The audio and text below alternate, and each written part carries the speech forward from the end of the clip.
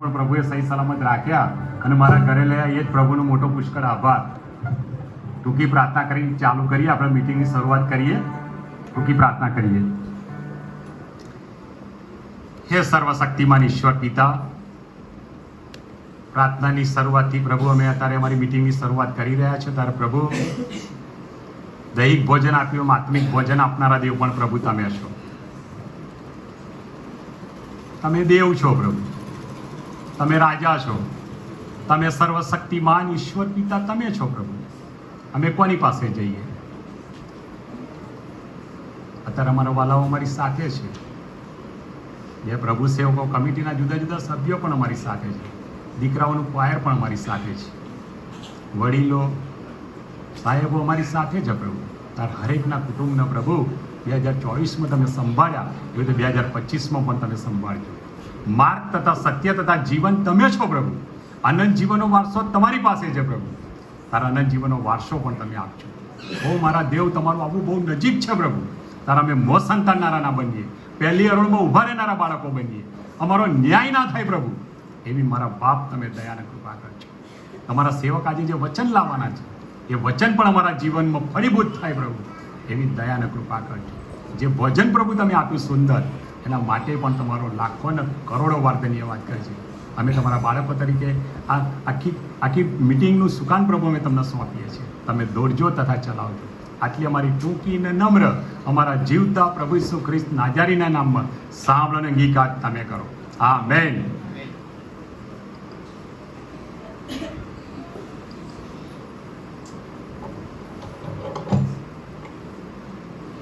માર્કની લખેલી સુવાર્તા એનો 4થો અધ્યાય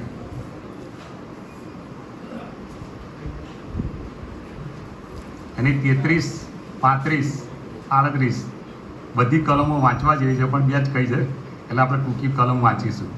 અને એવા ઘણા દ્રષ્ટાંતો જેમ તેઓ સાંભળી શકતા હતા તેમ તેઓએ તેને વચન કહેતા હતા. અને દ્રષ્ટાંત વિના તેઓને કંઈ કહેતો નહીં, પણ પોતાના શિષ્યોને એકાંતમાં તે સર્વ વાતોનો ખુલાસો કરતો. અને તે દાડે સાંજ પડી ત્યારે તેઓ કહે છે કે આપણે પેલે પાર જઈએ અને લોકને મુક્ત કરીએ. મુક્ત હતું એમ તેઓ તે પોતાની સાથે હોડીમાં લઈ જાય છે. અને બીજી હોડીઓ પણ તેની સાથે હતી. અને પવનનું મોટું તોફાન થયું અને હોડી મોજાઓથી એવા ઉછળી આયા કે ભરાઈ ગઈ, જવા લાગી. અને ડુબુસા પર ઓશિકા પર માથું ટેકવીને તે ઊંઘતો હતો. અને તેઓ તેને જગાડીને કહે છે કે ઉપદેશક, અમે નાશ પામીએ છીએ, તેથી તને શું કંઈ ચિંતા નથી? અને તેણે ઉઠીને પવનને ધમકાયો અને સમુદ્રને કહ્યું કે છાનો રહે, શાંત થા. અને પવન બંધ થયો અને મહા શાંતિ થઈ. અને તેણે તેઓને કહ્યું કે કેમ ગભરાયા છો? શું તમે હજુ વિશ્વાસ નથી? અને તેઓ બહુ બીન્યા અને માએ બોલ્યા કે આ તે કોણ છે કે પવન તથા સમુદ્ર તેનું માને છે? પ્રભુ તેના વચેલા વચન ઉપર આશીર્વાદ આપે. આમેન. માર્કની લખેલી સુવાર્તા એનો 5મો અધ્યાય 38 થી 42 કલમ. રાજેશભાઈ ઓનેસ્ટ ઉપર આવીને એનું વચન વાંચશે પ્રભુનું.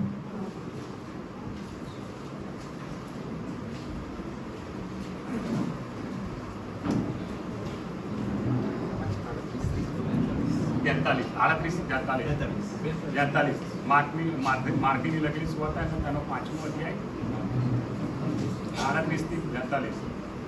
પ્રભુને ધન્યવાદ આપીએ ને પ્રભુની સ્તુતિ કરીએ. હમણાં બહુ અજાયબનું પ્રભુનું વચન વાંચ્યું નહીં કે અને ત્યાં સમુદ્રમાં મહાશાંતિ થઈ. અત્યારે એક વાત યાદ આવી એટલે કહીને આ બાઇબલ વચન જેમાં જઉં છું. પણ માથીની સુવાર્તાના 8મા અધ્યાયમાં એ જ બહુ સરસ રીતે લખ્યું છે. 8મા અધ્યાયની અંદર છે આજ પવનને સમુદ્રમાં ધમકાવે છે. ત્યાં લખ્યું છે કે આ સી તરેહનું માણસ છે કે પવન અને સમુદ્ર પણ તેનું માને છે. બહુ અજાયબ જેવી વાતો લખી છે.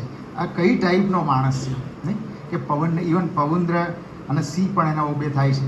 આ પ્રભુ ઈસુ ખ્રિસ્ત છે ને પ્રભુના નામને ધન્યવાદ આપીએ છીએ અને પ્રભુની સ્તુતિ કરીએ છીએ. પ્રભુની હાજરી આપણી મધ્યે છે. ચોક્કસ જ્યારે પ્રભુનું વચનમાંથી 18 ને 19 એમ કે મારે નામે 2 કે 3 એકઠા મળેલા હોય તો તેઓની વચમાં હું છું.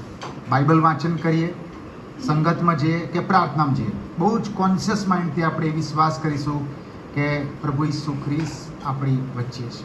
ઇન મિડસ્ટ ઓફ અસ, આજુબાજુ નહીં, આપણી મધ્ય છે. અહીં પુલપીટ છે, અહીં આપણે બધા બેઠા છીએ અને પ્રભુ ઈસુ ખ્રિસ્ત આપણી મધ્ય છે. બસ એ વિશ્વાસમાં આજની સંગતમાં આપણે જઈશું. બહુ અજાયબની આપણે હાજરીનો અનુભવ કરીશું. ચોક્કસ પ્રભુને ધન્યવાદ આપીને પ્રભુની સ્તુતિ કરીએ.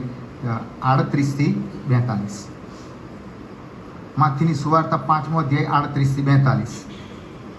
આંખને બદલે આંખ અને દાંતને બદલે દાંત એમ લખેલું છે એ તમે સાંભળ્યું છે.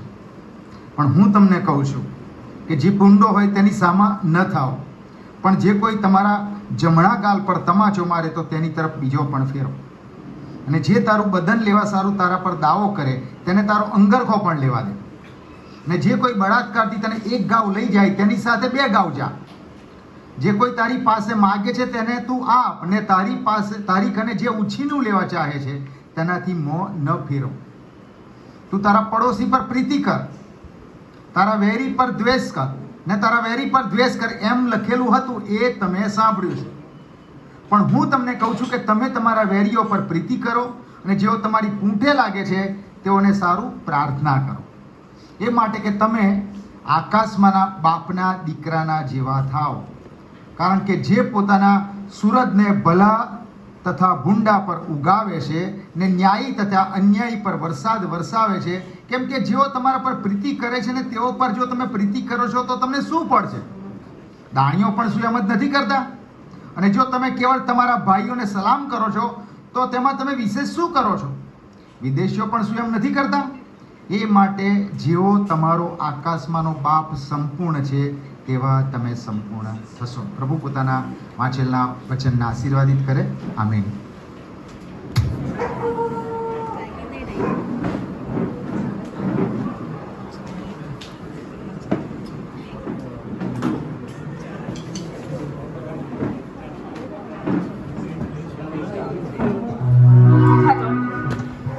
સર્વ આપણા સ્થાનો પર ઊભા થઈએ અને પ્રભુની સ્તુતિ આરાધના કરીએ.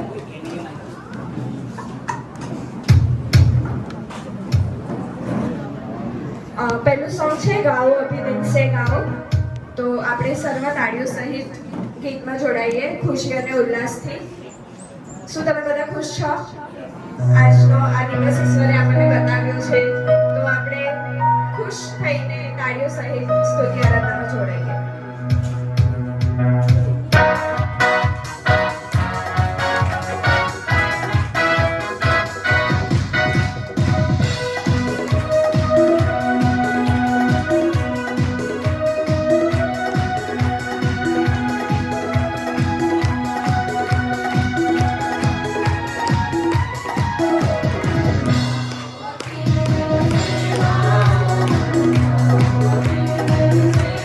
Oh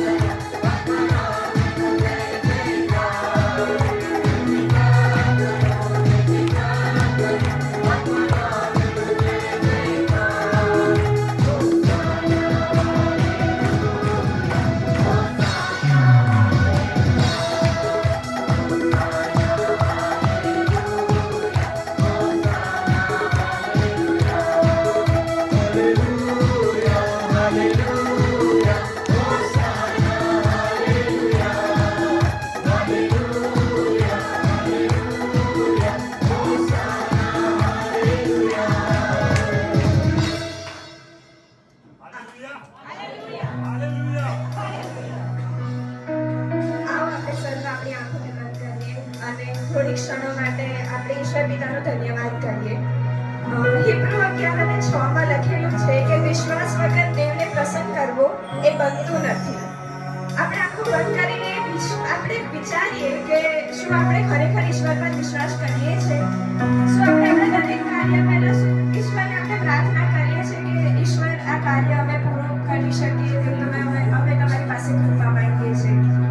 શું આપણે એવું વિચારીએ છીએ કે જે ઈશ્વર આ આખી પૃથ્વી જેણે ઉત્પન્ન કરી છે, જેણે સમુદ્ર બનાવ્યું, જેણે સૂરજ બનાવ્યો, જેણે ચંદ્ર બનાવ્યો, જેણે આપણને બનાવ્યા છે, તે આપણે સગળા કામો પૂરા કરી શકે છે?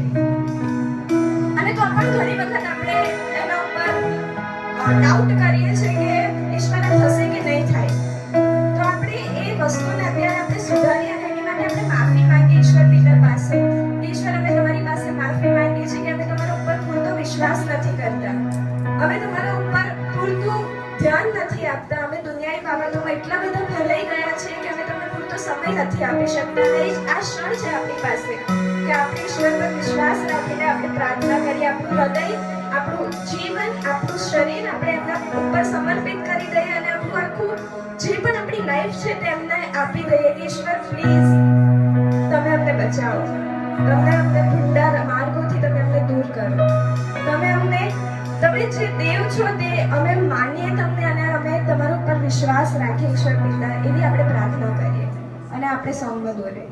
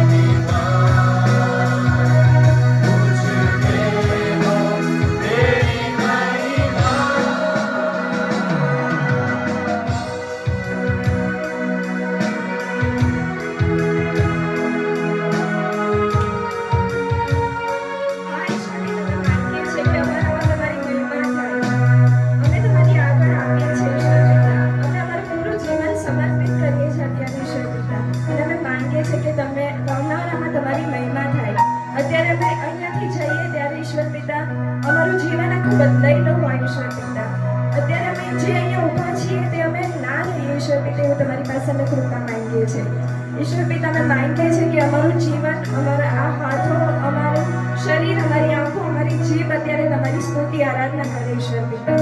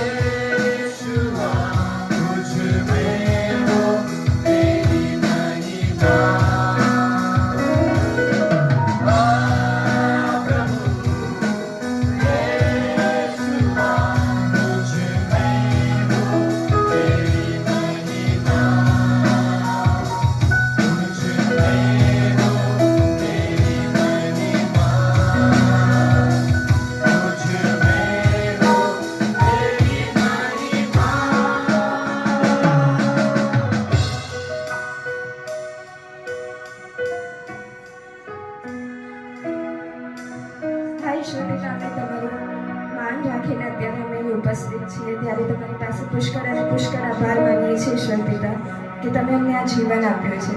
તમે દેવોના દેવ અને પ્રભુઓના પ્રભુ છો ઈશ્વર પિતા. ત્યારે અમે તમારી પાસે અત્યારે માંગી લઈએ છીએ ઈશ્વર પિતા.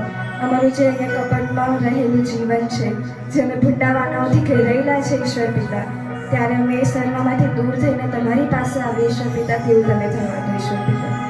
અત્યારે તમે અમે જાણીએ છીએ ઈશ્વર પિતા કે તમે કોણ છો, તમે કોને કોને કેટલી સહાય કરી છે ઈશ્વર પિતા. અને છતાં અમે તમારા ઉપર બહુ જ ડાઉટ કરીએ છીએ કે તમે આ થવા દેશો કે નહીં થવા દો ઈશ્વર પિતા. પણ અત્યારે અમે સર્વ મૂકી દઈને બસ તમારા આગળ, તમારી પાછળ, તમારા જોડે, તમારો હાથમાં હાથ નાખીને તમારી બાજુમાં બેસીને બસ એટલું જ માંગી લઈએ ઈશ્વર પિતા કે તમે અમારા જીવનમાં આવો, અમારા હૃદયમાં બેસો ઈશ્વર પિતા. તમે અમારું જીવન સુધારો ઈશ્વર પિતા. અમે જેટલા પણ પાપો કર્યા છે તેની તમે અમને માફી આપો ઈશ્વર પિતા. અમે એવું નથી માગતા કે અમે તમારી જોડે કાંઈ બી ખોટું કરીએ, કાં તો અમે બસ તમારું જ નામ લેવે કરીએ અને લોકોને બતાવીએ ઈશ્વર પિતા કે જો અમે કેટલા પ્રભુમાં છીએ. અમે એવું નથી માગતા, પણ અમે જેન્યુઅનલી એક રૂમમાં બેસીને સાચા મનથી ડિવોશન કરીને ઈશ્વર પિતા તમને જાણી શકીએ તેવું તમે અમને મન આપો, તેવી તમે અમને શક્તિ આપો ઈશ્વર પિતા કે અમે એ વસ્તુ કરી શકીએ. અમે બહુ જ ટ્રાય કરીએ છીએ ઈશ્વર પિતા કે અમે એ કરીએ, પણ અમે નથી કરી શકતા કારણ કે અમે શૈતાની વાનાઓથી એટલા બધા ઘેરાયેલા છે. પણ ખાલી એક પ્રાર્થના અમે તમને કરીએ અને તમે માની જાઓ એટલો અમને તમારા પર વિશ્વાસ છે ઈશ્વર પિતા.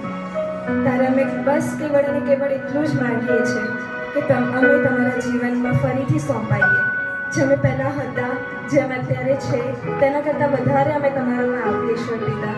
અને અમારા જીવનથી બીજાઓ તૃપ્ત થાય, બીજાઓ અમારા જીવનથી કંઈક શીખે તેવું તમારી પાસે માંગીએ છીએ.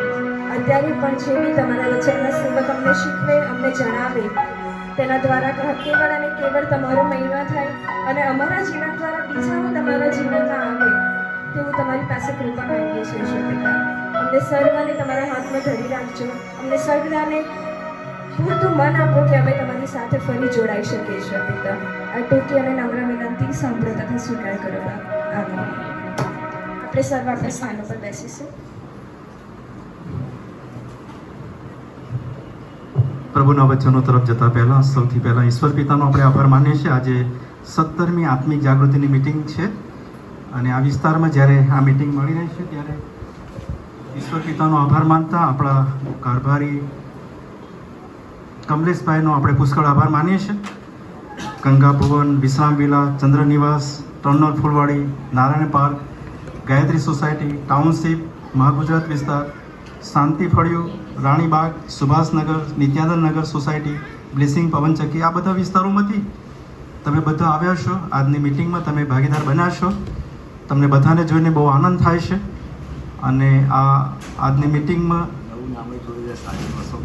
અશોકનગર આપણા વાઘેલા સાહેબ પણ આપણી સાથે છે અને એ વિસ્તારમાં પણ તેમની કારભારી તરીકેની સેવાઓ ચાલે છે. આપણે એ બધાનો આપણે આવકાર કરતા, તમારા બધાને જોઈને આનંદ થતા આજે તમે આ મિટિંગમાં આવ્યા છો અને સુંદર મોટી સંખ્યામાં તમે ઉપસ્થિત છો. તમારા બધાનો પાળક તરીકે અમે આવકાર કરીએ છીએ. અને ઉપરાંત અત્યારે કારભારી કમલેશભાઈનો આપણે આભાર માનીએ છીએ અને તેમણે બહુ સુંદર વ્યવસ્થા કરી છે. આ દત્ત ફિઝિયોથેરાપીનો આ જે બિલ્ડિંગ ને આ જે હોલ એમાં આપણે બેઠા, એમાં આપણે મળ્યા અને આ સુંદર વ્યવસ્થાના આપણે ભાગીદાર બને અને એટલા માટે કમલેશભાઈનો આપણે બહુ જ આભાર માનીએ છીએ. તેમની ઉત્તમ સેવાઓ છે. તેમના આ વિસ્તારોમાં છૂટાછવાયા કેટલાક પરિવારો અને બહુ ઓછા પરિવારો હોવા છતાંય તેમણે 4 લાખ કરતાં વધારે દાન આ વર્ષ દરમિયાન ભેગું કર્યું અને ઉઘરાવ્યું છે અને મેળવ્યું છે અને પુષ્કળ દાન તમે બધાએ પ્રભુની બીક રાખીને આપ્યું છે. અને તેથી તમારા બધાનો આભાર માનતા તેઓનો પણ આપણે આભાર માનીએ છીએ. તેમની અદ્ભુત સેવાઓને માટે તેઓ નિયમિત તમારી પાસે આવે, મુલાકાતો લે, પ્રાર્થનાઓ કરે અને બાઇબલ વાંચન પણ કરે અને કાઉન્સેલિંગ પણ કરે. અને જેમ આપણે સાંભળ્યું તે પ્રમાણે પરદેશમાં જે દીકરા દીકરીઓ છે તેઓ તેમના પર ફોન કરે, તેઓના માટે તેઓ પ્રાર્થના કરે અને બહુ અદ્ભુત તેમની સેવાઓ છે. મંડળી મધ્યે એટલે ચર્ચ સાથે તેમની જે સેવાઓ પણ તે અદ્ભુત છે. તેઓ બહુ ઉત્તમ દાનો આપે છે, બહુ મોટા દાનો આપે છે અને ઘણા બધા લગ્ન સમયે બાઇબલ પણ તેઓ વહેંચે છે. જે પ્રોમિસ કાર્ડ આપણને મળે છે દર વર્ષે, એ પ્રોમિસ કાર્ડ પણ તેમને તેમના પરિવાર વતી આપણને આપવામાં આવે છે. એ બહુ ઉત્તમ સેવાઓ તેમના દ્વારા થઈ રહી છે અને એ પ્રભુનો જે આદેશ છે સુવાર્તાનો, એ સુવાર્તાના આદેશ પ્રમાણે તેઓ બધી પ્રકારે જે સારું છે એ બધું તેઓ કરે છે. અને એટલા માટે આપણા કારભારી શ્રી કમલેશભાઈનો આપણે બહુ જ આભાર માનતા અત્યારે તેમને આપણે સન્માન કરીશું. અને આપણી મધ્યે સેક્રેટરી શ્રી હરીશભાઈ છે, તેઓને વિનંતી કરીશ તેઓ તેમને પેન આપશે ને તેમનો આવકાર કરશે.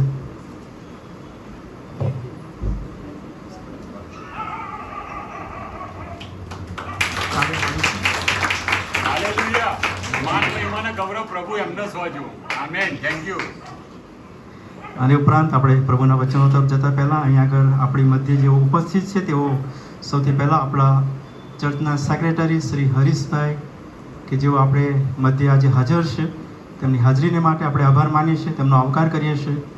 તેમની સાથે આપણા નાણાં અને કારભારીપણા સમિતિના પ્રમુખ શ્રી કાંતિભાઈ આપણી મધ્ય ઉપસ્થિત છે. તેઓ દરેક મિટિંગમાં હાજર રહેશે. તેમની હાજરીને માટે તેમનો આવકાર કરતાં તેમનો આભાર માનીએ છીએ. અને તેમના ધર્મપત્ની અને આપણા સ્થાનિક મહિલા મંડળના પ્રમુખ વિજયાબેન પણ આપણી સાથે છે, તેઓનો પણ આપણે આવકાર કરીએ છીએ, તેઓનો આભાર માનીએ છીએ.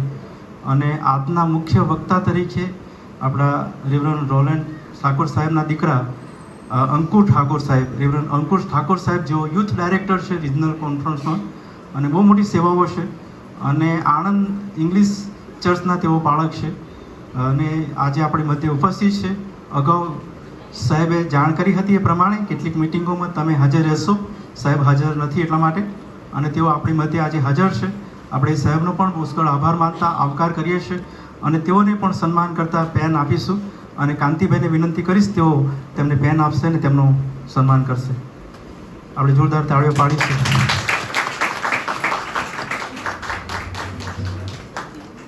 અને ઉપરાંત આપણી મધ્યે જે પાસ્ટેટ કમિટીના સભાસદો તમે અહીં હાજર છો, તમારી જગ્યા પર ઊભા થશો. આશીષભાઈ, અશ્વિનભાઈ, વર્ષાબેન, બીજા તમે જેવો છો, જયપ્રકાશભાઈ, બધા તમારો પુષ્કળ આભાર માનીએ છીએ, તમારા આવકાર કરીએ છીએ. તમે બધા આવ્યા છો, સરસ આ મિટિંગમાં તમે આવો છો, આજની મિટિંગમાં તમે ભાગીદાર બન્યા છો. અશ્વિનભાઈ ને આશીષભાઈ ને એ બધા નિયમિત આવે છે, વર્ષાબેન નિયમિત આવે છે. તમારા બધાની હાજરીને માટે અમે તમારો પુષ્કળ આભાર માનીએ છીએ અને તમારી જગ્યા પર બેસશો અને તમારો આવકાર અમે કરીએ છીએ. અને ઉપરાંત આપણા કારભારી ભાઈઓ બહેનો પણ અહીંયા હાજર છે. તેઓ પણ ઘણા બધા વિસ્તારોમાંથી અલગ અલગ જગ્યાઓથી આવે છે. તેઓ તમારી જગ્યા પર ઊભા થશો. કારભારી ભાઈઓ બહેનો તમારો પણ અમે આવકાર કરીએ છીએ. હેલોનભાઈ, ગ્રીનિસાબેન, આશીર્વાદ અંકલ, અશ્વિનભાઈ, જયપ્રકાશભાઈ, તમારા બધાનો બાળક તરીકે અમે આવકાર કરીએ છીએ. તમે આજની આ આત્મિક જાગૃતિ મિટિંગમાં આવ્યા છો, અમને બહુ આનંદ થાય છે. દૂર દૂરથી આવ્યા છો અને આજના આ મિટિંગના ભાગીદાર બન્યા છો અને તેથી તમારો અમે આવકાર કરતાં આભાર માનીએ છીએ. તમારી જગ્યા પર બેસશો. બધા ઘણા બધા દૂર દૂરના વિસ્તારોમાંથી આવે. મેં જે સોસાયટીના નામે દીધા એ બહુ ઘણા બધા દૂર દૂરના વિસ્તારો છે અને બધા દૂર દૂરના વિસ્તારોની સોસાયટીઓમાંથી તમે ઉપસ્થિત છો અને એ ખરેખર બહુ ગજબ બાબત, બહુ સારી બાબત છે કે તમે બધા આજે મિટિંગમાં આવ્યા છો. એક શાંતિ ફળિયાથી અને અલગ અલગ જગ્યાઓથી તમે આવ્યા છો. મહાગુજરાત અને રાણીબાગ, નિત્યાનંદ નગર, એ બધા વિસ્તારોમાંથી તમે આવ્યા છો અને તમને બધાને જોઈને બહુ આનંદ થાય છે. અને આજે કારભારી કમલેશભાઈ દ્વારા જે સરસ સુંદર જમવાની વ્યવસ્થા આપવામાં આવી, અત્યાર સુધી તો આપણે બધી મિટિંગોમાં નાસ્તો કે આઈસ્ક્રીમ લેતા હતા, પણ આજે તેમના તરફથી બહુ સુંદર ભોજન આપવામાં આવ્યું અને એ સુંદર વ્યવસ્થા આપણા બધાને માટે તેમણે કરી. લગભગ આપણે 100 જેટલા વ્યક્તિઓ છે અહીં આગળ હાજર અને આપણા બધા માટે આટલી મોટી વ્યવસ્થા તેમણે કરી છે. આ એક સુંદર હોલ તેમણે આપણા માટે આદત ફિઝિયોથેરાપીમાંથી લીધો અને આપણે આ મિટિંગમાં બેસી, એ બહુ સુંદર ગજબની વ્યવસ્થા તેમના તરફથી મળી છે. આપણે તેમના માટે જોરદાર તાળીઓ પાડી અને તેમનો આભાર માનીએ છીએ. અને એમ્પાયફના જવાનોનો પણ આપણે બહુ જ આભાર માનીએ છીએ. દર વખતે દરરોજ સાંજની આ મિટિંગમાં તેઓ નિયમિત સ્તુતિ આરાધનામાં દોરવણી આપે છે, સુંદર ગીતો દ્વારા અને સુંદર તેઓ લીડ કરે છે આરાધના અને ગજબની અલગ અલગ જુવાનો તે આરાધના સ્તુતિ આરાધનામાં દોરવણી આપે છે. આજે પણ તેમણે સુંદર સ્તુતિ આરાધના કરાવી છે. તેઓનો પણ આપણે આભાર માનીએ છીએ. રૂપેશભાઈની આખી ટીમ, જવાનો, બધા એમ્પાયરના જવાનો, તમારા બધાનો અમે આવકાર કરીએ છીએ, આભાર માનીએ છીએ. અને આપણા મુખ્ય પાલક સાહેબ રેવરન્ડ સાયમન બ્રેનાર્ડ સાહેબ, જે આપણા ડિસ્ટ્રિક્ટ નડિયાદ ડિસ્ટ્રિક્ટના ડીએસ, ડિસ્ટ્રિક્ટ સુપ્રિન્ટેન્ડન્ટ અને બરોડા ડિસ્ટ્રિક્ટના ડિસ્ટ્રિક્ટ સુપ્રિન્ટેન્ડન્ટ અને તેમના ધર્મપત્ની શ્રીમતી જ્યોત્સના બ્રેનાર્ડ તેઓ અત્યારે હોસ્પિટલમાં છે. કદાચ આવતીકાલે તેઓને રજા આપવામાં આવશે એવું તેમના ફોન દ્વારા અમને જાણ કરવામાં આવી અને આવતીકાલ સાંજ સુધી કદાચ તેઓ ઘરે આવી જશે. પણ તેમના બંને પગોના ઢીંચણોનું ની રિપ્લેસમેન્ટ કરવામાં આવ્યું અને બહુ સફળ થયું છે, બહુ આશીર્વાદિત છે. તેઓ સરસ રિકવરી પામી રહ્યા છે, તેઓ ચાલી પણ શકે છે અને બહુ સારું છે. અને તમારા બધાની પ્રાર્થનાઓ માટે તેઓએ આપણા બધાનો આભાર માન્યો છે અને આ મિટિંગમાં આપણા બધાને સલામ પાઠવી છે, શુભેચ્છા પાઠવી છે એ તમે જાણશો.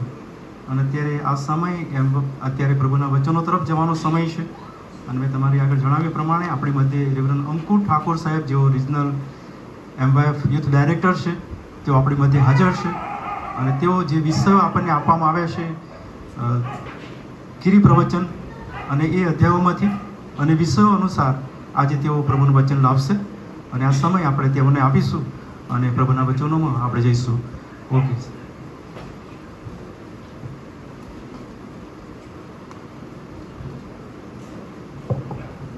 MYFનો પણ હું કારભારી તરીકે મારા ઘરે આવ્યા એટલે આખા MYFનો પણ હું આભાર માનું છું. દીકરાઓ ભૂલ થઈ ગયો, તમે રહી નહીં ગયા, પણ તમારો પણ પુષ્કળ આભાર કે પ્રભુ તમને એમના માર્ગમાં દોરી રહ્યા છે. પ્રભુ તમને આશીર્વાદિત કરે. આમેન. યસ, મોસ્ટ વેલકમ સાહેબ.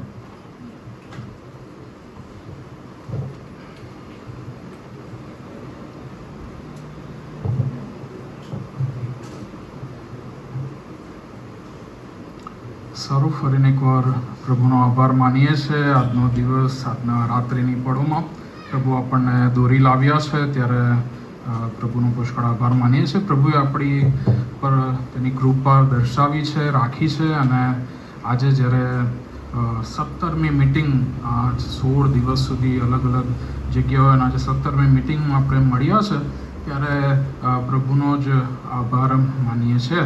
આજને ફરીને એકવાર સંગતને માટે સમય આપવાને માટે સાયમન સાહેબ, બાળક સાહેબ, ડેવિડ સાહેબ અને પાસ્ટર કમિટીનો આભાર માનું છું. આજનું જે ટોપિક છે એ છે વેર અને ખ્રિસ્તી જીવન.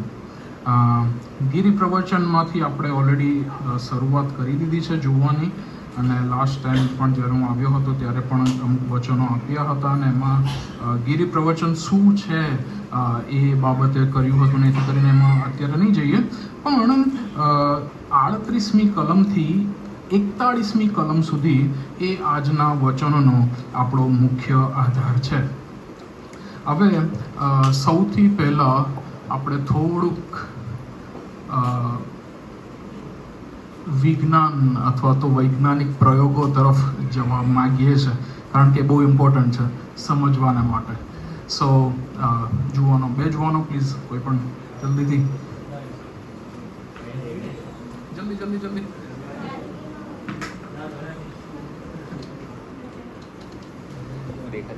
ક્રિકેટ નથી રમાડવાના પણ બોલ છે આપણી પાસે અને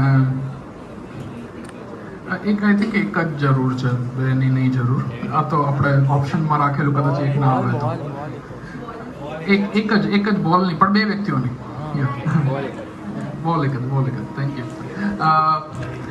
સારું, તમને ખ્યાલ છે ને શું કોઈ ત્યાં જતા રહેશો? કોઈને વાગે નહીં, ખાસ ધ્યાન આપજો. કોઈને વાગે નહીં, ખાસ ધ્યાન આપજો. સર, બીજું કશું તૂટે નહીં એનું પણ ધ્યાન આપજો. જો સાહેબ કશું તૂટે ને તો આપણે એની પાસેથી. ઓકે, ત્યાંથી તમારે બોલ નાખવાનો છે, ઉછાળીને નહીં પણ પેલું પછાડીને ત્યાં આવવો જોઈએ અને પછી તમારે એમને ફરીથી સેમ પેટર્નમાં પાછું રિટર્ન કરવાનું. એ કરે એની પહેલા હું ઈચ્છા રાખું છું કે તમે બધા એમની સામે જુઓ અને આ બોલ છે એને સામે પણ જુઓ કારણ કે આ ઇમ્પોર્ટન્ટ બાબત છે. સંદેશો ચાલુ થઈ ગયો છે, અલગ વસ્તુ નથી. સંદેશો ચાલુ છે, આ સંદેશાનો ભાગ છે. ચાલો યા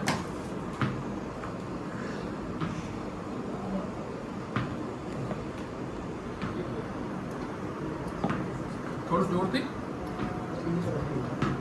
સંભાળીને. ઓકે, આઈ થિંક આટલું ઇનફ છે. હવે વધારે એક્સાઇટમેન્ટમાં કદાચ કોઈને તકલીફ થાય એવું નથી. સર, એ બોલ મને પણ આપશો, તમે બેસી શકો છો. થેન્ક યુ બંને જુવાનોનો આભાર. મને છે ને બહુ બોલની સાથે રમત નથી આવડતી, પણ હું વિચારું છું ત્યાં સુધી જ્યારે આ બોલ જમીન પર પછડાશે ત્યારે શું થઈ શકે એવું છે. લેટ્સ સે જમીન પર પછડાયો, પછી શું થયું? ઓકે, ફરીથી એક વાર બોલને ધ્યાનથી જોજો. પછડાયો અને પછી પાછો આવ્યો.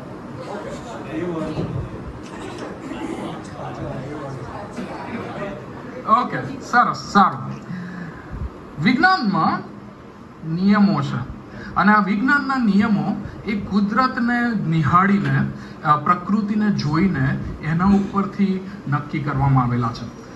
જો તમને ખ્યાલ હોય, યાદ હોય, અભ્યાસમાં કોઈક વાર આવ્યું હોય તો ન્યૂટનનો ત્રીજો નિયમ છે. અને એ ન્યૂટનનો જે ત્રીજો નિયમ છે, જોવાનો આ બાજુ, ન્યૂટનનો જે ત્રીજો નિયમ છે એ શું છે? કોઈને યાદ છે? ના, એ પહેલો બોલો છો. ત્રીજો નિયમ એ બીજો નિયમ. ઓકે, હા, બરાબર છે. ઈચ એક્શન એટલે કે દરેક આઘાતની સરખી અને વિરુદ્ધ પ્રત્યાઘાત હોય છે. આ ન્યૂટનનો ત્રીજો નિયમ છે. હવે એનાથી થોડુંક આગળ જઈએ, સાયન્સમાં થોડુંક આગળ વધીશું અને ડાર્વિનનો નિયમ યાદ કરીએ. ડાર્વિનનો નિયમ યાદ છે? ડાર્વિન વાળા છે કોઈ? યસ, ઇવેલ્યુએશનનો નિયમ છે, ઉત્ક્રાંતિવાદનો નિયમ છે. શું હતો આ નિયમ? કશો યાદ આવે છે? Yes, survival of the fittest. અને એનો મતલબ એવો થાય કે સર્વાઈવલ ઓફ ધ ફિટેસ્ટ એનો મતલબ એવો થાય કે જે મજબૂત છે, જે તાકાતવાળું છે, એ આ દુનિયામાં એ ટકી શકે છે. એનો મતલબ કે જે તાકાતવાળું છે, જેની પાસે શક્તિ છે, જેની પાસે વધારે તાકાત ને પાવર છે, એ જ આ દુનિયામાં ટકી શકે છે. Survival of the fittest. આની સાથે સાથે બીજો એક નિયમ કે જે વૈજ્ઞાનિકોએ નથી કહ્યો પણ આપણે બધા નિહાળીએ છીએ, જોઈએ છીએ અને અનુભવીએ છીએ, અને એને કુદરતી નિયમ કહેવામાં આવે છે અથવા તો નેચરલ લો કહેવામાં આવે છે. અને નેચરલ લો અથવા તો કુદરતી નિયમ એવો છે કે big fish eats a small fish. અને એનો મતલબ એવો થાય છે કે જે મોટી માછલી છે એ જે નાની માછલી છે એને ખાય છે. આપણે આ નિયમો કેવી રીતે આવ્યા અથવા તો નિયમોને જ્યારે આપણે જોઈએ છે, વિચારીએ છીએ, ત્યારે આપણે એક બાબતને જોઈ શકીએ છીએ કે આ આખી દુનિયામાં એક સરખું છે. અત્યારે આપણે ગુજરાતમાં નડિયાદમાં આ જગ્યા પર બોલ પછાડ્યો અને ઉપર આવ્યો. આનો જ બોલ આપણે અમેરિકામાં પછાડીશું તો આવશે ઉપર. એનો એ જ બોલ આપણે એન્ટાર્કટિકામાં પણ કોઈક જગ્યાએ સરફેસ પર પછાડીશું, આઈ થિંક ઉપર આવશે. જ્યાં સુધી ગુરુત્વાકર્ષણની જગ્યાઓ છે ત્યાં એ નિયમ દરેક જગ્યા પર લાગુ પડશે. હવે આટલેથી વિજ્ઞાનને પૂરું કરીએ. હવે બાઇબલ સ્ટડીમાં આવીએ. ઈસુ ખ્રિસ્ત એમના શિક્ષણમાં કંઈક એવો નિયમ નવો લાવી રહ્યા છે કે જે આ ત્રણેય વિજ્ઞાનના નિયમોની વિરુદ્ધમાં અથવા તો આ ત્રણેય વૈજ્ઞાનિક નિયમોથી વિપરીત, જેને આપણે કહીએ કે આ તો દુનિયાનો નિયમ છે, આમાં કોઈ ફેરફાર થઈ જ ના શકે. કેમ? કારણ કે દુનિયા અને સમાજ આવી રીતે જ ચાલે છે, આવી રીતે જ સ્થપાયેલો છે. અને સમાજમાં, દુનિયામાં જો તમારે જીવવું હોય તો તમારે તાકાતવાળું થવું જ પડે, તમારે પાવરફુલ રહેવું જ પડે, તમારે બેસ્ટ બનવું જ પડે. અને જો તમે બેસ્ટ નથી તો તમે રહી ગયા. એક જગ્યાએ, કોઈક જગ્યાએ મેં વાંચ્યું હતું ને, હું ઉદાહરણો શોધી રહ્યો હતો ને મેં વાંચ્યું હતું ને ત્યાં પૂછવામાં આવ્યું કે ચંદ્ર પર પ્રથમ જનાર ને પ્રથમ પગ મૂકનાર વ્યક્તિ કોણ? નીલ આર્મસ્ટ્રોંગ. અને બીજું કોણ? કોઈકને ખબર છે, પણ મોટા ભાગના જે બીજો નંબર છે એને લોકો યાદ રાખતા નથી અથવા તો એના પર વિશેષ ફોકસ કરવામાં આવતું નથી. અને આ શીખવાડીને આપણને એવી રીતે તૈયાર કરવામાં આવ્યા છે નાનપણથી, આમાં કોઈ પણ બાકી નહીં હોય, પહેલો નંબર લાવવાનો, રાઈટ. પહેલા નંબર માટે, પ્રથમ આવવા માટે આપણે દોડીએ છીએ પણ પહેલા નંબર માટે, ભણીએ છીએ પણ પહેલા નંબર માટે, નોકરી બી પહેલા નંબર માટે, જીવન પણ પહેલા નંબર માટે. મતલબ કે શ્રેષ્ઠમાં શ્રેષ્ઠ, બેસ્ટમાં બેસ્ટ એના માટે જ જન્મથી આપણને તૈયાર કરવામાં આવ્યા છે. અને આ ફક્ત એક સમાજની વાત નથી, આખી સોસાયટી, એટલે કે આખો સમાજ, આખી દુનિયા, આખા દુનિયાના બધા લોકોને, બધા સમાજમાં લગભગ આવું જ છે. અને આ જ કહેવામાં આવે છે, જો તમે નહીં કરો તો તમે રહી જશો. અને કોઈને રહી નથી જવું, બધાને પ્રથમ આવવું છે, બધાને શ્રેષ્ઠ બનવું છે. હવે આપણે પ્રભુ ઈસુ ખ્રિસ્તના જે વચનો છે એમાં આવીને થોડુંક સમજવાનો પ્રયત્ન કરીએ. અહીંયા કંઈક અલગ શરૂઆત થઈ રહી છે અને બહુ વિચિત્ર શરૂઆત થઈ રહી છે. અલગ તો થઈ રહી છે પણ બહુ વિચિત્ર શરૂઆત થઈ રહી છે. કેવી શરૂઆત થઈ રહી છે? ત્યાં 38મી કલમ, Matthew 5 અને 38માં, આંખને બદલે આંખ ને દાંતને બદલે દાંત એમ કહેલું હતું, એ તમે સાંભળ્યું છે. આ ઈસુ ત્યારના યહૂદી અને બિન યહૂદી બધા લોકોને સાથે રાખીને આ બાબત કહી રહ્યા છે. આ જગ્યા કઈ છે? પહાડ છે, બધા લોકો ભેગા થયેલા છે અને બધા લોકોમાં સ્ત્રી, પુરુષ, નાના મોટા, બાળકો અને બધા છે. અને એમાં સાથે સાથે બીજી એક વસ્તુ સમજવાની ને યાદ રાખવાની એ છે કે આ એ સમય છે કે જ્યારે રોમન સામ્રાજ્ય દ્વારા યહૂદી લોકો ગુલામગીરીમાં હતા. સો ઈસુ ખ્રિસ્ત જ્યારે યહૂદી લોકોને આ સંદેશો પાઠવી રહ્યા છે, આ ગીરી પ્રવચન આપી રહ્યા છે, ત્યારે આપણે એ વસ્તુ યાદ રાખવાની છે કે આ એક ગુલામ વ્યક્તિઓને આપવામાં આવી રહેલો સંદેશો છે. બરાબર છે? હવે એને સમજ્યા પછી આગળ વધીએ. સો ગુલામોને આ ઈસુ ખ્રિસ્ત આ બાબત કહી રહ્યા છે કે જે રોમન સરકાર અથવા રોમન સામ્રાજ્યના અંડરમાં દુઃખ ભોગવી રહ્યા છે. સૌથી પહેલું, આંખને બદલે આંખ ને દાંતને બદલે દાંત, એ તમે સાંભળ્યું હતું, એમ કહેલું છે, એ તમે સાંભળ્યું છે. પણ હવે ઈસુ એમાં કંઈક ઉમેરો કરે છે. પણ શું છે? પણ હું તમને કહું છું કે જે ભૂંડો હોય તેની સામે ન થાઓ, પણ જે કોઈ તારા, વાંચજો, જે કોઈ તારા કયા ગાલ પર, આ બહુ ઇમ્પોર્ટન્ટ છે. એનું કારણ શું છે કે આપણે કયો કોન્ટેક્ટ છે, કયો સંદર્ભ છે, કયા લોકોને કહેવામાં આવી રહ્યું છે? યહૂદીઓને કહેવામાં આવી રહ્યું છે. અને કોના અંડરના સામ્રાજ્યમાં છે? યહૂદી રાજ્યમાં નથી. એ લોકો યહૂદી રાજ્યમાં પણ રોમનોના ગુલામગીરીની અંદર છે.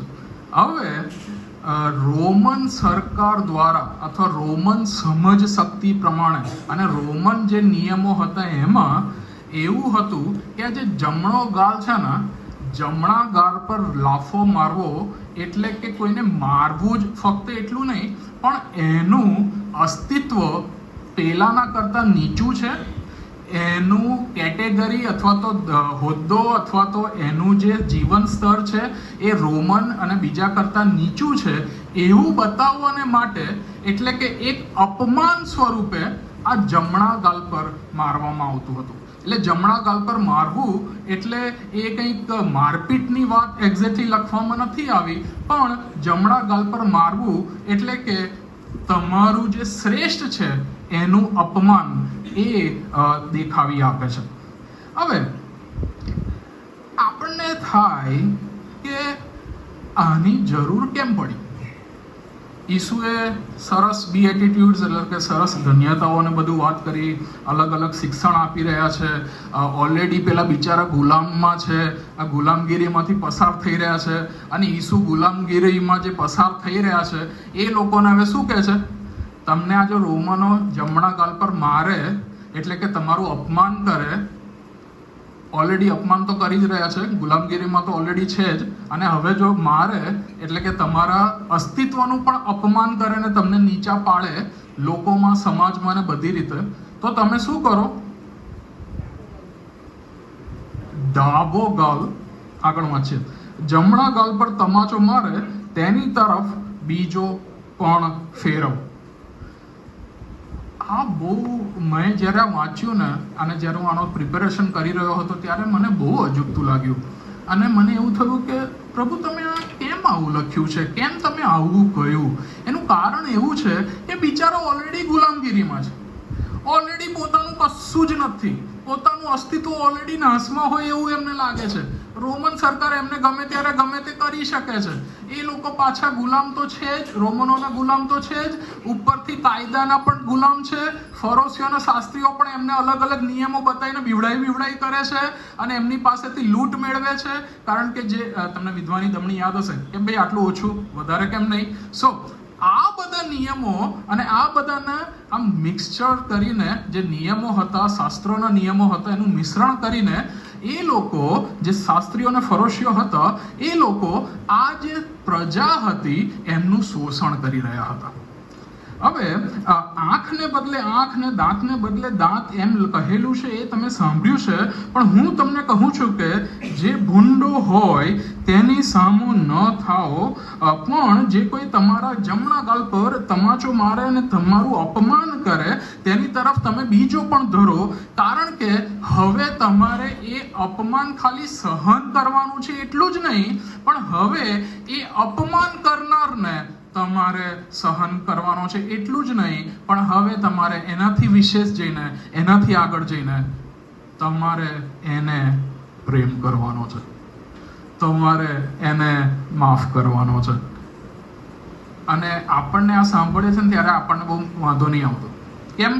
આપણે સ્વતંત્ર ભારતમાં જીવી રહ્યા છે, એટલે માન અપમાનનું આપણને થોડુંક એ બાબતમાં ઓછું હોય. પણ સ્ટુડન્ટ્સ છે, કોઈ ક્લાસરૂમ છે, કશુંક છે, અને સામે બોલાઈને કદાચ શિક્ષક લાફો મારે કે યાર આખા ક્લાસની સામે ઇજ્જત કાઢી,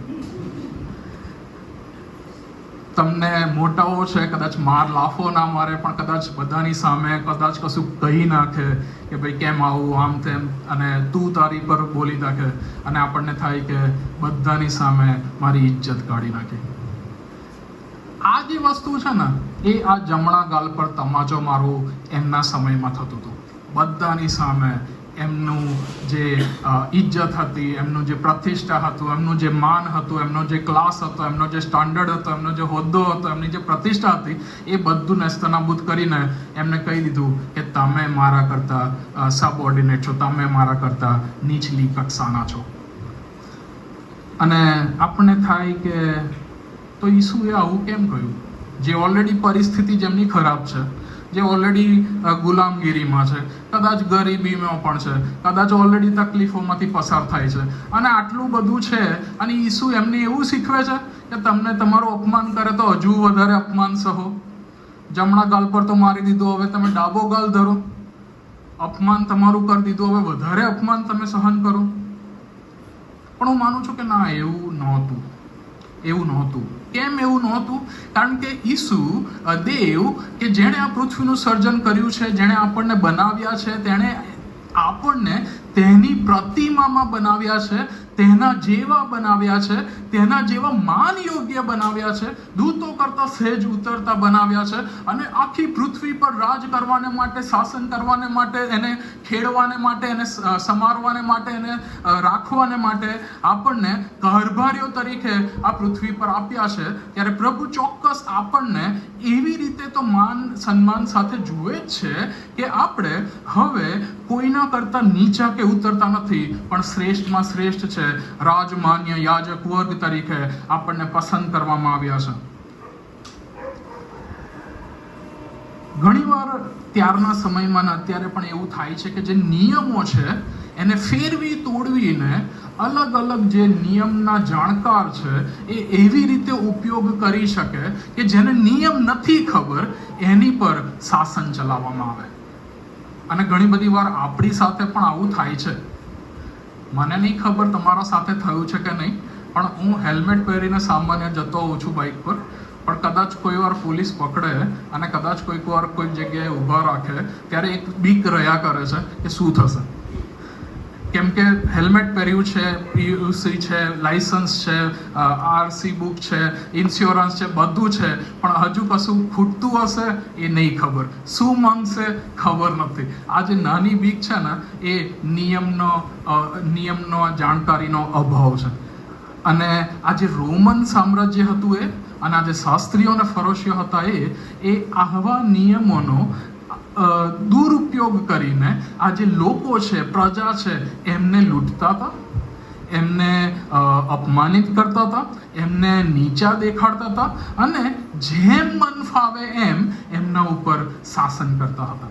અને એથી કરીને ઈસુ આ બાબતને જાણે છે, ઈસુ આ સમાજમાં રહે છે અને ઈસુને ખબર છે કે આવી પરિસ્થિતિ છે, એટલે એમને કહેવાની જરૂર પડી છે કે હવે જો કોઈ ભૂંડો માણસ છે એ તમને નીચો બતાવવાની કોશિશ કરે છે તો હવે તમે આ અપમાનને અપમાન ગણશો નહીં, કારણ કે હવે તમે આને પણ આપો અને કહો કે તમે જે સ્ટેટસ મારું નક્કી કરો છો એ સ્ટેટસ મારું નથી, મારું સ્ટેટસ મારો પ્રભુ જે નક્કી કરે છે એ મારું સ્ટેટસ છે. જો તમને એવું લાગ્યું હોય ને તમારા જીવનમાં એવી પળો આવી હોય કે જ્યારે તમને એવું થાય કે મારું બહુ અપમાન થયું છે, હું બહુ નીચે પડી ગયો છું, મારી પાસે કોઈ છે નહીં, મારી સાથે કોઈ છે નહીં, હવે હું શું કરીશ અને હવે મારું કોણ? જો તમે આટલા સુધી કદાચ કોઈક વાર કોઈક સંગતમાં કોઈક જગ્યા પર તમે આ વિચારમાં આવ્યા છો, તો હું તમને ખાતરી આપવા માંગુ છું કે હવે તમારે બીજો ગાલ ધરવાની જરૂર છે. આટલું તો કશું નથી, લાવો બીજું લાવો, આનાથી વધારે લાવો, કેમ કે આ તમાચો મારા માટે કશું નથી, આ તમાચો મને સામાજિક રીતે નીચે કરે છે, પણ હું આ ગાલ ધરીને હું એ કહેવા માંગુ છું કે નહીં, હું આ સમાજના નિયમોથી બંધાયેલો નથી, હું દેવના નિયમોની આધીન અને ખ્રિસ્તના થકી એ નિયમોથી પર મને જીવન અને આનંદકાળિક જીવન અને રાજમાન્ય યાજક વર્ગનું પદ અને આનંદ જીવનનો મુગટ પ્રાપ્ત થનાર છે. અને એનાથી પણ આગળ જ્હોન વેસ્લી સાહેબ બહુ સુંદર રીતે ખ્રિસ્તી સંપૂર્ણતા વિશે દર વખતે કહે છે. અને એ એવું કહે છે કે જે પાપ છે એને ખાલી નકારો નહીં, પાપ છે એને ફક્ત નકારો નહીં, પણ પાપને કૃપા અને ડહાપણ થકી એને જવાબ આપો. પાપનો જવાબ તમે કૃપા અને ડહાપણ થકી આપો. આપણે જોઈએ જ્યારે ઈસુ ખ્રિસ્તને તમાચો મારવો, યોહાનની લખેલી સુવાર્તા 18મો અધ્યાય અને 22 ને 23મી કલમ,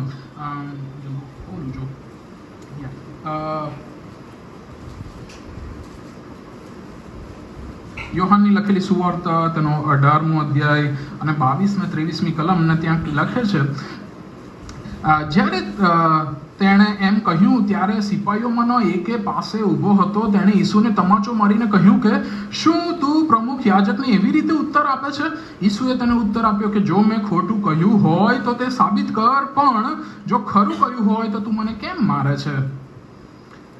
જ્ઞાન, બુદ્ધિ, ડહાપણથી એનો સામનો કરવાનો છે. અને ઈસુ ખ્રિસ્ત ખબર છે કે આ મારા જે લોકો છે, સાથીઓ છે, ઓલરેડી ગુલામગીરીમાં છે, ઓલરેડી તકલીફમાં છે, અને એ લોકોને હજુ સુધી જે શીખવાડવામાં આવ્યું છે એ ખાલી સામનો કરતા શીખવાડવામાં આવ્યું છે. પણ હવે ઈસુ શીખવી રહ્યા છે એ છે જ્ઞાન, બુદ્ધિ, ડહાપણની વાતો. અને એ જ્ઞાન, બુદ્ધિ અને ડહાપણની વાતો શરૂઆત પ્રેમથી થાય છે. અને એ પ્રેમ કેવી રીતે શક્ય બને છે? અને એ પ્રેમ ઈસુ ખ્રિસ્તને જ્યારે તમાચો મારવામાં આવ્યો ત્યારે આ રીતે જવાબ આપ્યો, પણ એનાથી પણ ડેન્જર, એનાથી પણ અઘરું, એનાથી પણ વિશેષ, એના પરથી પણ નિમ્ન કક્ષાનું કરવામાં આવ્યું. એમના પર થૂંકવામાં આવ્યું, એમના માથામાં મુગટ મૂકી દેવામાં આવ્યો, એમને કોરડાઓથી મારવામાં આવ્યા અને એમને વધસ્તંભ પર જડવામાં આવ્યું. ત્યારે મને થયું કે તમાચો માર્યો ત્યારે આવો જવાબ આપ્યો, અને કોરડા માર્યા વધસ્તંભ પર ચડ્યા ત્યારે કયો જવાબ હશે? અને ત્યારે એક જવાબ હતો. અને કયો જવાબ હતો તમને યાદ છે? લોકની લખેલી સુવાર્તા 23મો અધ્યાય અને 34મી કલમ. હે પિતા, તેઓને માફ કર. અને હું વિચારવા લાગ્યો કે આ કેમનું શક્ય બને? જેને સંપૂર્ણતાથી ખલાસ કરી દેવાની વારી આવી છે, જેને સંપૂર્ણ રીતે નિચોડી દેવામાં આવ્યો છે, જેને સંપૂર્ણ રીતે ખાત્મો કરી દેવામાં આવ્યો છે, એનું સ્ટેટસ ખલાસ કરી નાખવામાં આવ્યું છે, એનો સ્ટેટસ કો ડાઉન કરી દેવામાં આવ્યો છે, એનું સ્ટેન્ડર્ડ જે છે એને ખાલી કરી નાખવામાં આવ્યું છે, એની પ્રતિષ્ઠા છે એને દૂર કરી દેવામાં આવી છે. હવે એને સંપૂર્ણ રીતે અપમાનિત કરવામાં આવ્યો છે. અને ત્યારે કહે છે બસ આટલું જ? પિતા, તેઓને માફ કર, કેમ કે તેઓ જાણતા નથી કેમ એ તેઓ શું કરે છે. બસ પૂરું થઈ ગયું? આટલું જ? અને આપણી પાસે ઈસુ ખ્રિસ્ત આજે આ માગે છે. જો તમે ખરેખર શક્તિને અનુભવ કરવા માંગો છો, જો ખરેખર તમે તાકાતનો અનુભવ કરવા માંગો છો, જો ખરેખર તમે હિંમતનો અનુભવ કરવા માંગો છો, જો ખરેખરમાં તમે ઈશ્વરીય અથવા તો આત્મિક દાદાગીરી કરવા માંગો છો, માફ કરો. મારી ગયા? માફ કરો. લૂંટી ગયા? માફ કરો. અપમાનિત કરી ગયા? માફ કરો. અને માફ કરો એટલે કેવું માફ કરો? એમના વિશે હવે પછી કદી ક્યારે પણ બોલવામાં પણ એ ના આવવું જોઈએ, એવી રીતે માફ કરો. સાહેબ, બધું જ સરસ છે, બધી રીતે સારા છે, પણ એકવાર અમારી સાથે આવી રીતે એ સ્ટોરી ના શરૂ કરશો. એને માફી ના કહેવાય. એને શું કહેવાય કે ફરગેટ પણ નોટ ફરગીવ, આના જેવું કહેવાય કે ભાઈ માફી આપી દીધી પણ છોડ્યા નથી. એવું નથી. માફી બહુ વિશેષ છે. માફી બહુ વિશેષ છે. માફી એવી રીતે આપો કે તમે એમને જ્યારે માફ કરો છો ત્યારે તમે તમારા મગજને, તમારા આત્માને પણ માફ કરો, છોડી દો. કેમ કે પ્રભુ આપણી પાસે એ માગે છે. 40મી કલમથી આગળ. અને જે તારું બદન લેવા સારું તારા પર દાવો કરે, તેને તારો અંગરખો પણ લેવા દે. અને જે કોઈ બળાત્કારથી તને એક ગાઉં લઈ જાય, તેની સાથે 2 ગાઉં જા. ખ્રિસ્તી જીવન મૂલ્યો, વેર અને ખ્રિસ્તી જીવન, આ ટોપિકને વિચારવાનું ને સમજવાનું ને શીખવાનું મારા માટે ઇમ્પોર્ટન્ટ છે. કેમ કે જ્યાં સુધી હું શીખી નથી શકતો, સમજી નથી શકતો, ત્યાં સુધી હું તમારા સુધી લાવી નથી શકતો. જે બહુ ઇમ્પોર્ટન્ટ વસ્તુ છે કે જ્યારે તમારી પાસે કોઈ શું કહે છે કે અને જે તારું બદન લેવા સારું તારા પર દાવો કરે, તેને તારો અંગરખો પણ લેવા દે. ફરીથી કયો કોન્ટેક્સ્ટ, કયા સંદર્ભમાં આપણે વાતો કરી રહ્યા છે? બોલો. નહીં, આપણે કયા સંદર્ભમાં અત્યારે આ ચાલી રહ્યું છે? કયો સમય ચાલી રહ્યો છે? રોમનોની ગુલામગીરી. ઓકે. સાથે સાથે શાસ્ત્રીઓને, ફરોશીઓ નિયમોને તરોડ મરોડ કરીને ઉપરથી એમને તકલીફ આપી રહ્યા છે. આજે 38મી કલમમાં જે લખ્યું છે ને, એ સામાન્ય વસ્તુ નથી. આંખને બદલે આંખ ને દાંતને બદલે દાંત, એમ કહેલું હતું, એ તમે સાંભળ્યું છે. અને આ કહેવા પાછળનું પણ એક કારણ હતું. અને કારણ શું હતું ખબર છે? આ લોકો ઘણી બધી વાર પોતાની મનની ઈચ્છાને પૂરી કરવાને માટે અને પોતે બીજાના ઉપર રાજ કરવાને માટે એ નિયમો એવા બતાવતા હતા અને એવા બનાવતા હતા, કારણ કે નિયમોના જાણકાર નહોતા લોકો. અને એથી કરીને ઘણી બધી વાર ઘણા બધાના જીવનો એ ગુલામગીરી, એટલે સામાન્ય ગુલામગીરી નહીં, પણ પોતાના જીવનો એટલે કે પોતાના શરીરને પણ એમનો પોતાનો હક નહોતો. અને એ સમયોમાં રોમનો ગુલામો રાખતા હતા.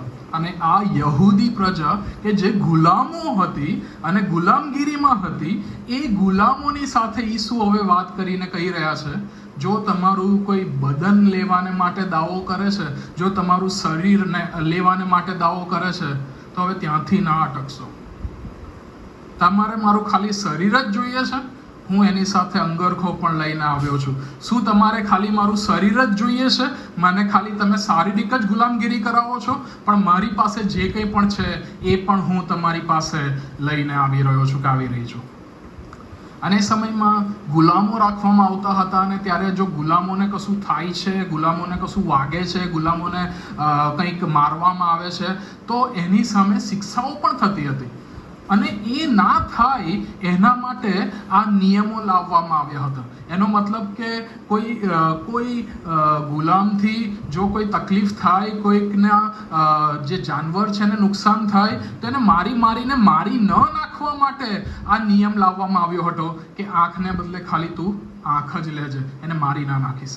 પણ આ નિયમને તરોડી મરોડીને એવી રીતે રજૂ કરવામાં આવતા હતા કે હવે પેલાએ આંખ ના પણ લીધી હોય તો પણ આની આંખ લઈ લેવામાં આવતી હતી, પેલાએ હાથ ના લીધો હોય તો પણ આનો હાથ લઈ લેવામાં આવતો હતો. કારણ કે એની પાસે જે આપણી પાસે વાણી સ્વતંત્રતા અત્યારે છે ને આપણે જે રીતે બોલીએ છીએ એ એમની પાસે નહોતી, અને એમની પાસે એ શક્તિ નહોતી કે સામો જવાબ આપી શકે. અને એથી કરીને ઈસુ એમને શીખવી રહ્યા છે કે તમે આ સાંભળ્યું છે, પણ હું આનાથી વિશેષ તમને કહી રહ્યો છું. હવે તમે ફક્ત બદનને જ નહીં, પણ એની સાથે જો તમારી પાસે અંગરખો છે, અને ગુલામોની પાસેની જે પરિસ્થિતિ હું તમને બહુ ડિટેલમાં નહીં કહી શકું, પણ ગુલામોની પાસે પોતાનું ફક્ત 2 જ વસ્ત્ર હોય, જબ્બો હોય અથવા જબ્બા જેવું એક બાબત હોય, અને એની ઉપર કોટી જેવું હોય. ફક્ત આ 2 જ કાપડ એ ગુલામો રાખી શકે. એનાથી વિશેષ એ લોકો પોતાના શરીરને કવર કરી શકે નહીં. અને એથી કરીને હવે ગુલામોની પાસે પોતાનું શું? પોતાનું શરીર બી પોતાનું તો નથી જ, તો પોતાનું શું? તો ખાલી આ અંગરખો. હવે એની પાસે બીજી કોઈ જ પ્રોપર્ટી નહીં. વાણી સ્વતંત્રતા તો નથી, પોતાનું બદન, તો પોતાનું બદન બી પોતાનું નથી, પોતાનું શરીર પોતાનું નથી, તો પોતાનું શું? તો પોતાનું ખાલી 2 અંગરખા. કયા 2 અંગરખા? અંદરનો જબ્બો અને ઉપરની કોટી. હવે ઈસુ શું કહે છે? બહુ અઘરું કહે છે, અને બહુ સાચું કહે છે, અને બહુ ઉત્તમ કહે છે, અને બહુ શું કહેવાય કે પાવરફુલ બાબત જણાવે છે. બદન લઈ લીધું છે ને, પણ તારી પાસે હવે શું રહ્યું છે? ખાલી અંગરખો. અને જે તારું બદન લેવા સારું તારા પર દાવો કરે છે, ક્લેમ કરે છે, તને લઈ લેવા માંગે છે, કેમ કે તું ગુલામ છું, તને લઈ લેવા માટે એ લોકો હકદાર છે, શક્તિશાળી છે, તો હવે તું તેમને તારી પાસે હવે જે કંઈ બચ્યું છે, તારી જે પ્રોપર્ટી બચી છે, કેટલી પ્રોપર્ટી છે એની? ખાલી કપડાં, બીજું કશું જ પ્રોપર્ટી નહીં. જો એ તારું શરીર લઈ લે છે, તારું બદન લઈ લે છે, તો તારી પ્રોપર્ટી પણ તું એમને ખાલી ના જઈશ. તારી પ્રોપર્ટી સાથે જા કે તમે મારું બદન લઈ રહ્યા છો, હું મારી પ્રોપર્ટી સાથે તમારી પાસે આવી રહ્યો છું. હાલના સમાજમાં, હાલની કોર્ટમાં, હાલના ન્યાયાલયમાં પ્રોપર્ટીના સૌથી મોટા કેસીસ ચાલે છે. બહુ બધા વકીલ મિત્રો છે, બધા વકીલ મિત્રો સિવિલમાં છે, અને જમીનના કેસો ને જમીન જાયદાદના કેસો કે જે અમેરિકા અને કેનેડામાં રહે છે પણ ગામડાની જમીન માટે લડ્યા કરે છે. આપણે આ સમાજમાં જીવીએ છીએ કે જ્યાં તાકાતવાળા છો, પૈસાવાળા છો, વધારે છે, મોટું છે, માન છે, તો ટકી શકશો. એ શું કહે છે? તમારી પાસે જો હવે કશું જ નથી ને તમે પણ હવે તમારા નથી રહ્યા, તો તમારી પાસે જે કંઈ પણ છે એને પણ તમે લઈને એમને આપો, અને તમે બતાવો કે તું મને શું સ્વીકારતો, હું તારી પાસે મારી પ્રોપર્ટી પણ આપવા આવ્યો છું. અને ઈસુ આ બાબતે તાકાતને, ઈસુ આ બાબતે હિંમતને, ઈસુ આ બાબતે સામર્થ્યને જાહેર કરે છે. અને ખ્રિસ્તી સામર્થ્ય આ છે, ખ્રિસ્તી વિશ્વાસ આ છે. જો ખ્રિસ્તી વિશ્વાસમાં આ દુનિયાવી ને દૈહિક અને સામાજિક નિયમો લાગુ પડતા હોય તો એ ખ્રિસ્તી વિશ્વાસ નથી. કારણ કે ખ્રિસ્તી વિશ્વાસ શું છે? જો મારી પાસે હવે કશું જ નથી પણ જે કંઈ પણ છે એ પણ હું તારી પાસે લઈને આવું છું. જો તું મારું ઘર લઈ લેવા માંગે છે તો ઘરના વાસણો પર તું લઈ જાય. પ્રભુ કંઈક આટલે સુધી જવા કહી રહ્યા છે. ખાલી ઘર શું કરવા? ઘરના વાસણો બી લઈ જા, અંદર તિજોરી છે એ પણ લઈ જા. શું કરવા છોડે છે? પ્રભુ તમને વધારે ને વધારે ન્યાયને માટે, લડવાને માટે એક નવો જ્ઞાનનો રસ્તો બતાવી રહ્યા છે. ત્રીજી ને છેલ્લી બાબતને પછી આપણે પૂરું કરીએ, અને બહુ જરૂરી ને બહુ સારું છે. આજની તારીખમાં જો ખ્રિસ્તી જવાબ આપણે કહી શકીએ, ખ્રિસ્તી જવાબ આપણે કહી શકીએ, એનો મતલબ કે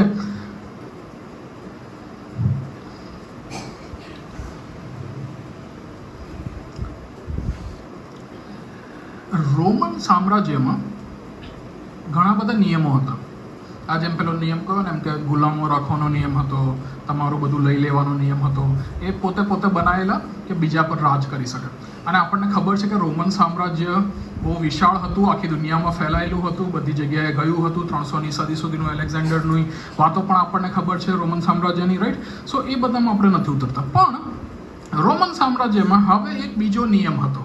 જ્યાં સુધી તમે આ નિયમને નહીં સમજો, જ્યાં સુધી આ તમે લોને નહીં સમજો, ત્યાં સુધી આ 41મી કલમ નહીં ખબર પડે. 41મી કલમ જો સમજવી હશે તો નિયમ બી સમજવું પડશે.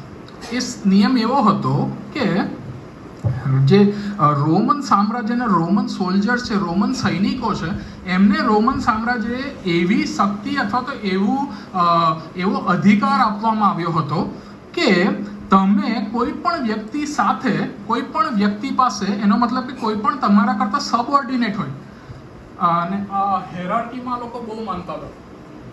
એટલે એનો મતલબ કે પોતાના જે અધિકારીઓ હોય ને એમનાથી એ લોકો નીચા હોય, પણ એમના નીચે હોય ને એમને દબાઈને ચાલે. સો અત્યારે લગભગ આપણે પણ એવા જ સમયમાં જીવી રહ્યા છે કે જ્યારે મોટા હોય આપણને દબાવે અને આપણી નીચે ના હોય આપણે એમને દબાવીએ. સો આ દુનિયાનો નિયમ છે. હવે આ દુનિયાના નિયમમાં ઈસુ એક વધારે બાબતને મૂકે છે. અને કઈ બાબતને મૂકે છે? અને જે કોઈ બળાત્કારથી તને એક ગામ લઈ જાય. અને નિયમ શું હતો ખબર છે? રોમન સામ્રાજ્યના રોમન સૈનિકોની પાસે એક એવો દાવો ને એક એવો નિયમ હતો કે એ લોકો કોઈ પણ વ્યક્તિ પાસેથી, પણ એમના સબઓર્ડિનેટ જોઈએ, એમની નીચેના વ્યક્તિઓ જોઈએ. અને એમાં તો આખું યહૂદી પ્રજા હતી, યહૂદી સામ્રાજ્ય હતું, બધા એમની નીચેના જ હતા, કેમ કે એ લોકો ગુલામો હતા.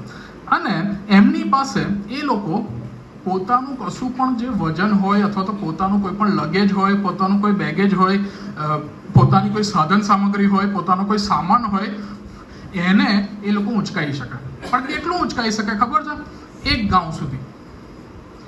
ગામ સુધી અથવા તો એક મજલ સુધી એ લોકો ઉંચકાઈ શકે. અને આ બધું માપ ને એ બધું અત્યારે નથી સ્ટડી કરવું, પણ એક ગામ સુધી, એક મજલ સુધી, લેટ્સ સે કે 2.5-3 કિલોમીટર સુધી ઉંચકાઈ શકે, 1 માઇલની આસપાસ સુધી એ લોકો ઉંચકાઈ શકે, એવો એમને અધિકાર આપવામાં આવ્યો હતો. અને એને આપણે વધારે સારી રીતે સમજીએ ને તો આપણે ફરીથી થોડુંક આગળ જઈએ અને સમજવાનો પ્રયત્ન કરીએ. અને તમને હવે એકદમ જ આમ ખબર પડી જશે કે હા આવું કશું થયેલું. શું થયેલું? લુકની લખેલી સુવાર્તા 23મો અધ્યાય અને 26મી કલમ. અને તમને અચાનક જ યાદ આવશે કે હા આવું કશું થયું છે. શું થયું છે? તેઓ તેને લઈને જતા હતા ત્યારે સિમોન કરીને કુરેનીનો એક માણસ સીમમાંથી આવતો હતો. યાદ આવ્યું કશું? જો તમને હજુ સુધી પ્રશ્ન નહીં થયો કે આની જોડે કેમ ઉચકાયું ને, તો એનો જવાબ અહીંયા 41મી કલમમાં છે. એનો જવાબ અહીંયા 41મી કલમમાં છે. શું છે જવાબ? ચલો પહેલા આગળ વાંચીએ. તેઓ તેને લઈને જતા હતા ત્યારે સિમોન કરીને કુરેનીનો એક માણસ સીમમાંથી આવતો હતો. તેને પકડીને, વિનંતી કરીને ને અહીંયા પકડીને, કેમ? સબઓર્ડિનેટ, નીચેના ગુલામો પકડીને તેઓએ તેની ખાંધે વધસ્તંભ ચડાવ્યો, લગેજ, બેગેજ, સામાન ચડાવ્યો કે તે તેને ઉંચકીને ઈસુની પાછળ ચાલે. અને હવે ગોલગોથા બહુ દૂર નથી, થોડીક જ છે, 1 મજલ સુધી છે. હવે એમની સત્તા છે, હવે એમનો અધિકાર છે, હવે કોઈને પણ એ ચલાવી શકે છે. અને એથી કરીને અહીંયા હવે કંઈક નવો નિયમ લાવવામાં આવી રહ્યો છે. ઈસુ ખ્રિસ્તે ગોલગથા સુધી જવાનું હતું, એમને ખબર છે, અને એથી કરીને આ નિયમમાં વધારે એન્ટ્રી કરી રહ્યા છે કે અત્યારથી જ નિયમમાં એન્ટ્રી કરીએ, કારણ કે આગળ જતા એમણે વધસ્તંભ ઉંચકવાનો છે. અને જે કોઈ બળાત્કારથી, જે કોઈ બળજબરીથી તને એક ગાઉ લઈ જાય, તેની સાથે 2 ગાઉ જાઓ. ખ્રિસ્તીઓ તરીકે આજે આપણો જવાબ શું છે? ખ્રિસ્તી વિશ્વાસીઓ તરીકે આજે આપણો આ દુનિયાના નિયમોનો જવાબ શું છે? શું આજે આપણે દુનિયાના નિયમોમાં ફસાઈ ગયા છે? શું આજે આપણે મારું ને તારુંમાં ફસાઈ ગયા છે? શું આજે આપણે બીજાનું છે એ પણ લેવાને માટે આતુર છે? શું આપણે રોમન સામ્રાજ્યોની જેમ નિયમોને તરોડ મરોડ કરીને બીજાઓને સબઓર્ડિનેટને આપણી નીચેના છે એમને ગુલામોની જેમ રાખીએ છીએ? શું આપણે ખ્રિસ્તી વિશ્વાસમાં ઈસુ ખ્રિસ્તની પાછળ ચાલનારા વ્યક્તિઓ છે કે આપણે પણ આ દુનિયાના આઘાત ને પ્રત્યાઘાતના નિયમોમાં ફેરવાઈ ગયા છે? ફરીથી એકવાર શરૂઆતમાં જઈએ.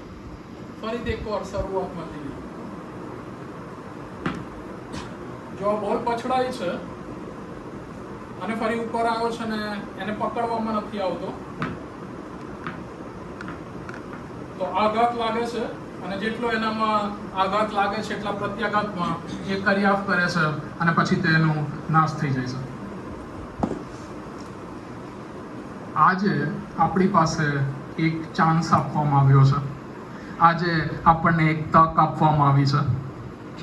આઘાત દુનિયાએ કર્યો છે, એક્શન દુનિયાએ લીધી છે, રિએક્શન આપણા હાથમાં છે,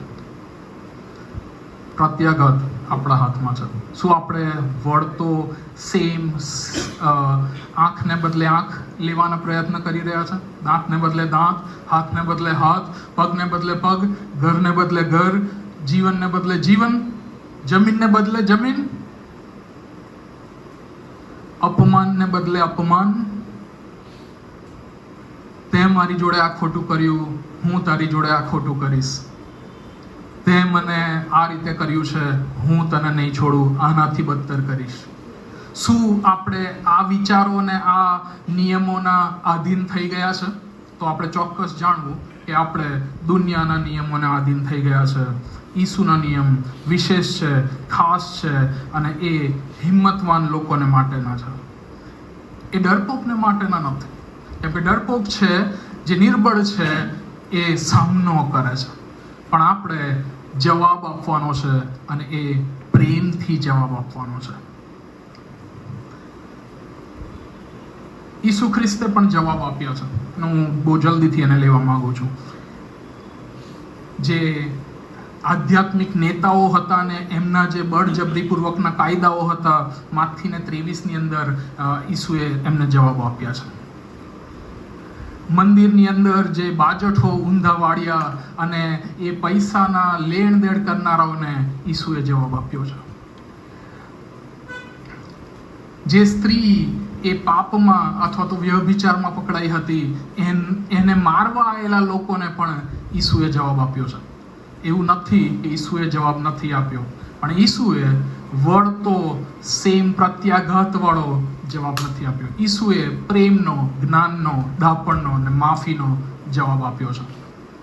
જો આપણે એ જવાબ હજુ સુધી આપી રહ્યા નથી તો હજુ સુધી આપણે એઓના જેવા છે. અને તમારો મુદ્રાલેખ છે કે તેઓના જેવા ન થાવ. જો તેઓના જેવા ન થાવ એનો મતલબ કે તમને વિશેષ પસંદ કરવામાં આવ્યા છે અને વિશેષ બાબતોને માટે તેડવામાં આવ્યા છે. બહુ પ્રેક્ટિકલ વાત સાથે આગળ જઈને પૂરું કરીએ.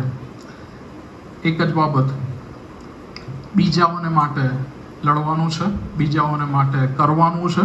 ઈસુને ખ્રિસ્તે કદી બી પોતાના માટે કશું જ નથી કર્યું, પણ ફક્ત બીજાઓને માટે, બીજાઓને માટે, બીજાઓને માટે.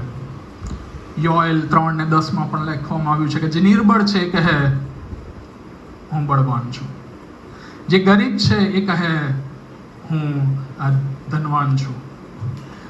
પ્રભુએ આપણને નિર્બળતામાં બળવાન બનાવ્યા છે, આપણી દરિદ્રતામાં આપણને ધનવાન બનાવ્યા છે. આપણને પ્રભુએ પસંદ કર્યા છે દુનિયાના જેવા થવાને માટે નહીં, પણ દુનિયામાં રહીને દુનિયા કરતાં અલગ થવાને માટે.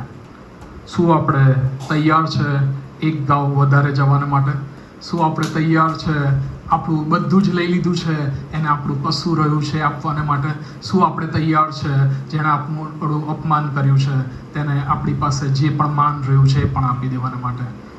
જો હજુ સુધી તૈયાર નથી તો તમે તેવાનો જેવા ન થાઓ. પ્રભુ તમને આશીષ આપે.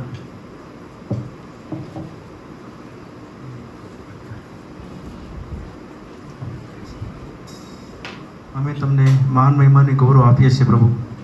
તમારા સેવક દ્વારા તમે અમને સારી ઊંડી સમજ આપી અને પ્રભુ અમે તમારા દીકરા દીકરીઓ છીએ, તમારા પર વિશ્વાસ કરીએ છીએ, તમારી સાથે રહેવા માંગીએ છીએ, તમારા માર્ગોમાં ચાલવા માંગીએ છીએ. ત્યારે અમે એ તમારો જે નિયમ છે, તમારો જે પ્રેમનો સિદ્ધાંત છે, માફીની જે બાબતો છે, એ પ્રભુ અમે ડાપણથી, જ્ઞાનથી અને તમને જે પસંદ પડે તે રીતે રહીને આ જગતમાં અમે જીવીએ. એટલા માટે કે અમે તેઓના જેવા નહીં પણ તમારા જેવા છીએ. તમારા જેવા રહેવાને માટે, તમારી સાથે ચાલવાને માટે પ્રભુ તમારી કૃપા અમને પૂરી પાડો. અમારા જીવનોને તમે તૈયાર કરો, અમને આશીર્વાદ આપો, અમારા પાપો અપરાધોને તમે માફ કરો, અમને શુદ્ધ અને પવિત્ર કરો. તેવી પ્રાર્થના વિનંતી પ્રભુ અમે કરીએ છીએ. અમે સૌ તમારા હાથોમાં સોંપાતા અમારી આ પ્રાર્થના મુક્તિદાતા પ્રભુ ઈસુમાં સાંભળો અને માન્ય કરો. આમેન. અને અત્યારે આભાર વિધિમાં જઈશું, પણ એ પહેલાં કેટલાક વ્યક્તિઓ સ્પેસિફિક અને ઓ આકાશમાંના બાપ એ પ્રાર્થના સાથે સાથે બોલવામાં આવશે. છેલ્લો આશીર્વચન અંકુર સાહેબ ઉચ્ચારશે. પ્રાર્થના કરીએ. પવિત્ર ઈશ્વર, અમે ફરી તમારી સમક્ષ આવ્યા છીએ પ્રભુ. આજની મિટિંગને પ્રભુ તમે આસ્વાદિત કરી. કમલેશભાઈ કારભારી તરીકે તેમની સેવાઓ, ઉત્તમ સેવાઓ પ્રભુ મેં નિહાળી, તેમના રિપોર્ટ્સ જાણે અને પ્રભુ તમારા લોક જેઓ તમારા પર પ્રેમ કરે છે તેઓ દૂર દૂરથી આ મિટિંગમાં, સંગતમાં ભાગીદાર બને અને તેથી તમારો પુષ્કળ આભાર માનીએ છીએ પ્રભુ.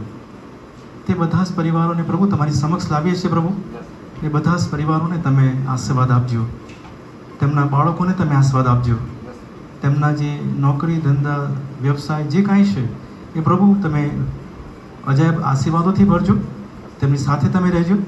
તેમના બાળકો જેઓ પરદેશમાં છે તેઓને પણ તમારા આશીર્વાદોથી વેષ્ટિત કરજો. સગળા સારા વાનાથી તૃપ્ત કરજો. તેવી પ્રાર્થના અમે કરીએ છીએ પ્રભુ. અમારા વિસ્તારોમાં જો કોઈ બીમાર છે, મુશ્કેલીમાં છે પ્રભુ, તમે તેઓને જાણો છો. તમે તેમને સાજાપણું આપજો, તેમની સંભાળ તમે લેજો, તેમની સહાય તમે બનજો. તમારા સેવિકા અને કમલેશભાઈના મમ્મી જેઓ પડી જવાથી તકલીફમાં છે પ્રભુ, તમે તેમને તંદુરસ્તી આપો. મણી આંટીને પ્રભુ તમે તંદુરસ્તી પૂરી પાડો, તેમની સાથે તમે રહો અને તમારી કૃપા તમે પૂરી પાડો. તેવી પ્રાર્થના અમે કરીએ છીએ પ્રભુ.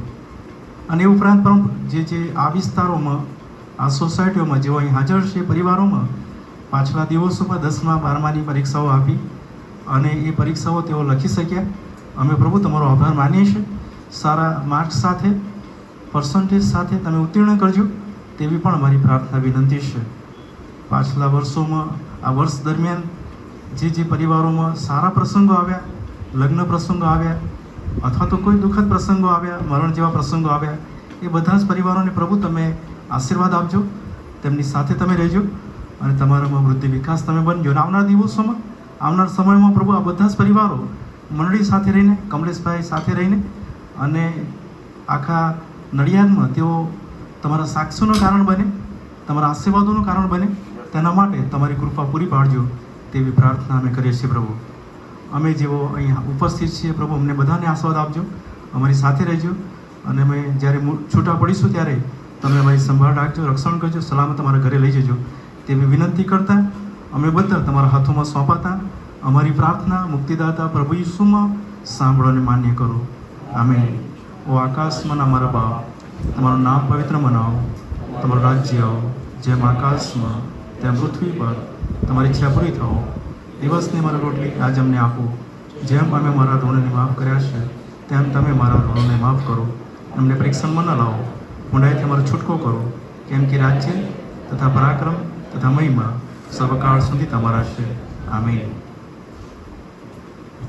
અને હવે આપણે તારનાર પ્રભુ ઈસુ ખ્રિસ્તની કૃપા, દેવ બાપનો પ્રેમ, પ્રભુ પવિત્ર આત્માની સહાય, સંગત, શાંતિ અને સામર્થ્ય આપણ સર્વની સાથે, તેના સર્વ લોકની સાથે, વિશેષ કરીને જેઓ પોતાના અંગડખાને આપવાને માટે તૈયાર થયા છે, પોતાનું અપમાન સહન કરવાને માટે તૈયાર થયા છે અને પોતાના ખ્રિસ્તને માટે પોતાના જીવનોને નખારવાને માટે તૈયાર થયા છે, તેઓની સાથે હમણાંથી ને સદાને સર્વકાળ સુધી હોજો.